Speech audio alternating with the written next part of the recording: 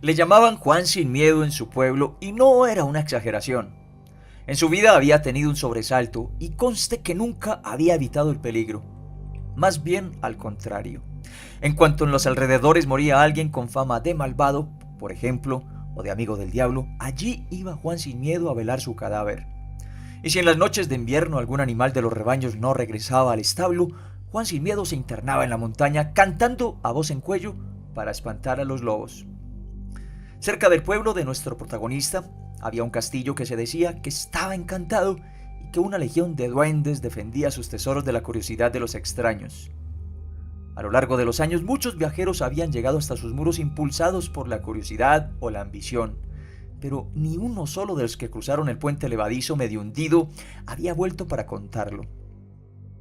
Un anochecer estaba Juan sin miedo oteando desde su corral las afueras del pueblo y repentinamente sintió ganas de penetrar en la mole oscura que se alzaba ante él.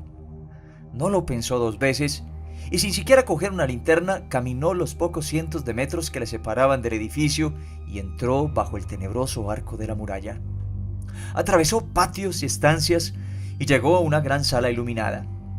Estaba amueblada confortablemente y en una mesa dispuesta al efecto se ofrecían a la mano manjares exquisitos. Sin sorprenderse lo más mínimo por todo aquello, Juan recorrió con su mirada las apetitosas fuentes y escogiendo un bocado allí y otro allá, se dedicó a comer y beber despreocupadamente. Luego empujó un sillón ante la llameante chimenea, sentóse en él y poco a poco se dejó invadir por el calor y el sueño. Estaba a punto de dormirse cuando sobre su cabeza resonó una voz profunda y terrible. «Me tiro, decía. Juan sin miedo contestó imperturbable, «Tira la cabeza si quieres», y al momento rodó ante sus pies una espantosa cabeza de cadáver. Juan la miró y alzó los hombros, entonces volvió a oír, «Me tiro, y Juan, «Venga, ahora un brazo». Ante él cayó ahora un brazo sangrante. Cada vez que hablaba la voz de Juan, pedía distraídamente que dejara caer algo, y así fueron amontonando sobre la cabeza y el brazo los miembros restantes. Finalmente cayó el tronco, y entonces se formó con los pedazos un ser de aspecto poco grato. Juan, al verle, soltó una carcajada y le preguntó qué quería. El fantasma avanzó gravemente hacia él y le alargó una tea encendida, haciéndole señas que le siguiese. Antes de hacerlo, Juan, que era hombre prevenido, ató rápidamente a una pata del sillón el extremo de un ovillo de bramante que llevaba siempre consigo y fue desenrollándolo mientras caminaba detrás de su guía. Llegaron hasta unas escaleras situadas al fondo de la sala y se dispusieron a bajarlas. En el sótano se congregaba la más estrafalaria y aterrorizadora multitud de duendes que uno pueda imaginar. Sin arredrarse lo más mínimo, Juan le preguntó al fantasma qué habían ido a buscar allí, y éste le respondió, «Oh, mortal, si quieres desvelar el secreto de este lugar y poseer las riquezas que encierra, atrévete a tocar la piedra que reposa en el centro de esta cueva».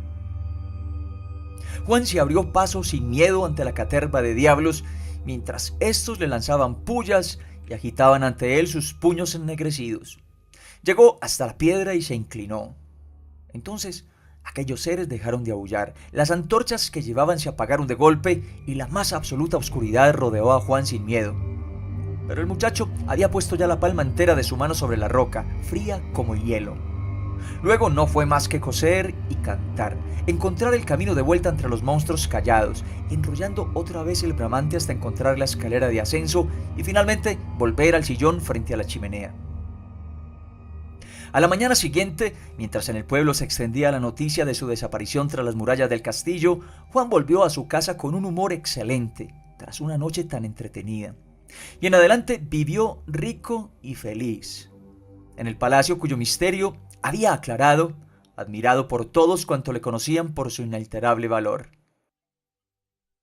Su muerte, sin embargo, no fue menos extraña que su vida.